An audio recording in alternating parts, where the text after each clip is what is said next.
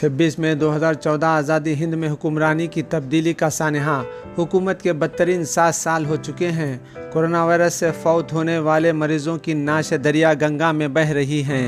इससे नाशों पर सियासत की याद ताज़ा हो गई जो तकरीबन 2 दहाई क़ब्ल गुजरात में देखने में आई थी। कौमी हुक्मरानी की आला क़यादत अवाम को झूठ बोलने और बेवकूफ़ बनाने में सरगर्म रहती हैं।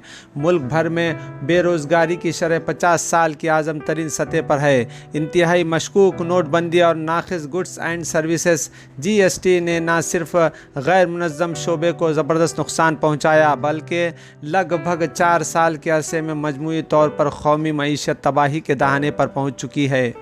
2014 ईस्वी से कबल करप्शन हुक्मरानी और अवाम में ज़्यादातर छोटे और दरमियानी सतह तक महदूद हुआ करता था।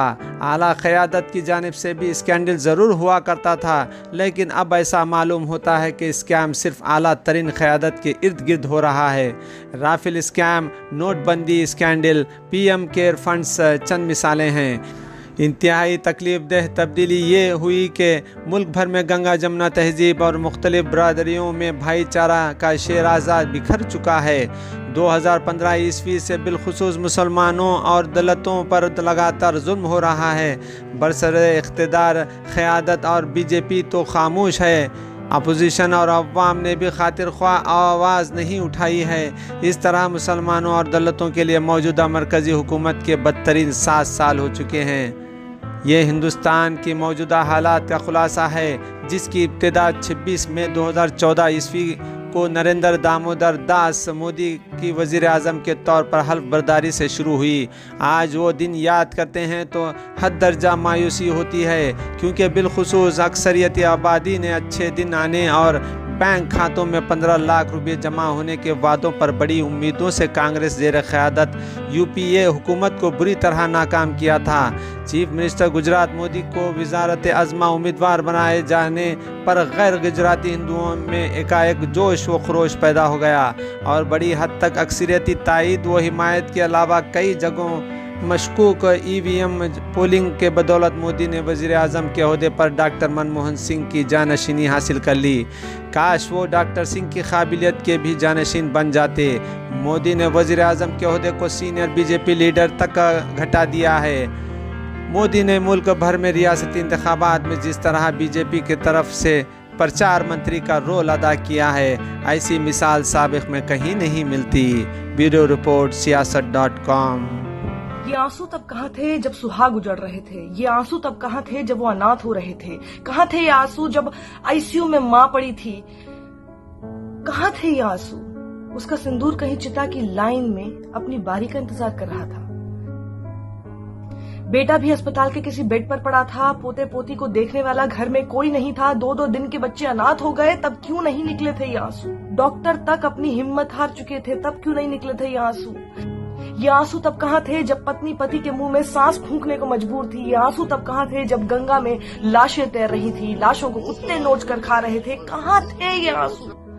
तब कहाँ थे ये आंसू जब बंगाल की भीड़ देखकर खुश हो रहे थे। तब ये आंसू क्यों नहीं निकले जब यहाँ लोग तड़प रहे थे और वहाँ एक महिला को दीदी ओ दीदी कहकर चिढ़ा रहे थे।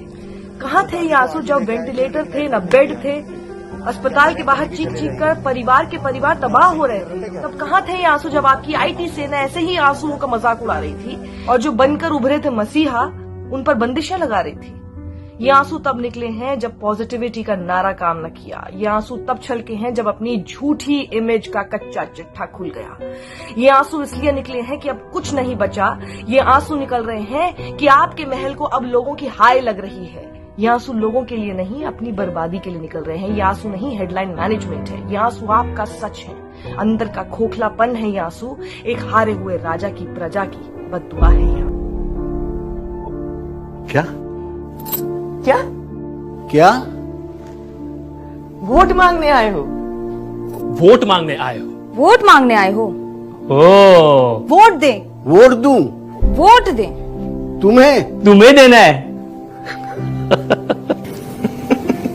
फिर से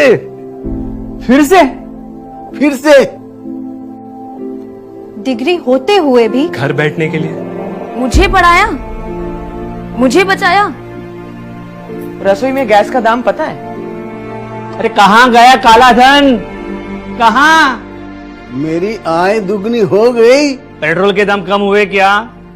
हुए क्या? मैं एटीएम लाइन में खड़ा रहा और चोर रातों रात मुझे भीड़ से पिटवाओगे? धंधा चौपट कर दोगे? झूठ और फरेब से हकीकत कब तक छुपाओगे? जिम्मेदारी तो लेनी पड़ेगी, कीमत तो चुकानी पड़ेगी। जवाब तो देना पड़ेगा। अरे भाई नहीं चाहिए ऐसे अच्छे दिन।